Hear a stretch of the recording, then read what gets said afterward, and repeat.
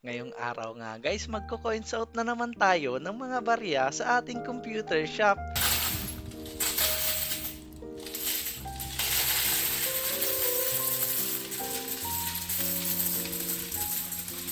Sa loob ng 2 linggong operation, ito na nga ang pangalawang beses kong nag-coins out dito. Ibig sabihin lang yan, malakas ang kita kahit papano. Pero syempre, hindi lang kita ang concern natin dyan, pati na rin ang mga gamit sa computer shop. Kaya tatanggalin na rin namin ang mga headset ngayon para malabahan at mapalitan ng mga to. Kasi nangangamoy sinigenggeng na nga ito mga boss. Amoy pinaghalong pawis, kulob at kung ano-ano pang kababalaghan na hindi natin maipaliwanag. Buti na lang yung nabili naming headset ay may nalalabahan at napapalitan ng mga earpods nito. At least tipid at malinis pa rin para sa mga suki natin. Sira na nga ang cellphone ko at repair mode muna tayo. Habang busy tayo sa shop, kailangan ko ring ipaayos ang cellphone ko kasi bumigay na ang LCD nito. Bali humigit kumulang 7 years na nga ang Samsung A23 na to sa akin, kaya siguro nagkaganito. Pero sa totoo lang, wala naman akong balak bumili ng bago. Hindi naman kasi yan magbibigay ng pera sa bulsa ko. Ang mahalaga, gumagana pa at nagagamit ko pa sa trabaho. Delayed gratification ba mga boss? Mas gusto ko ngang ilaan ang pera ko sa mga mahalagang bagay, kaya repair mode muna tayo. Pero syempre, kung may gustong magbigay, iPhone lang ang tinatanggap ko ha. Joke lang po, pero hindi rin. Nagutom ako kaya kain muna tayo. Habang naghihintay nga sa repair, syempre hindi natin kakalimutan kumain. Nahulog pa nga ang siomai ko rito guys. Sa totoo lang, kahit maliit na bagay, reward na rin sa sarili natin yan. Ito na nga ang coins out. Ganito nga pala karaming barya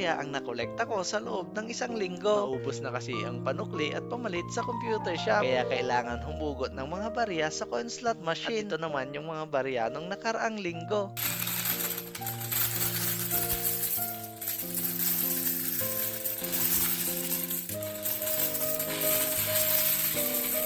Ano sa tingin nyo guys? Mas marami o mas konti kaya ngayon? Comment nyo nga kung magkano sa tingin nyo. Nakakatuwa lang isipin na dati napanood ko lang yung mga ganitong negosyo. Ngayon nagagawa ko na rin. Di man tayo milyonaryo, at least may konting progreso, di ba? Sa mga nagtatanong kung ilang computers meron kami ngayon, bali 5 pa lang ang units namin na nag-o-operate. Pero tiis-tiis muna hanggang sa makabili ulit ng panibagong unit. Darating din tayo dyan. Kaya konting lambing naman dyan guys. Pwedeng pa-follow at like ang page natin. Maraming salamat po sa suporta.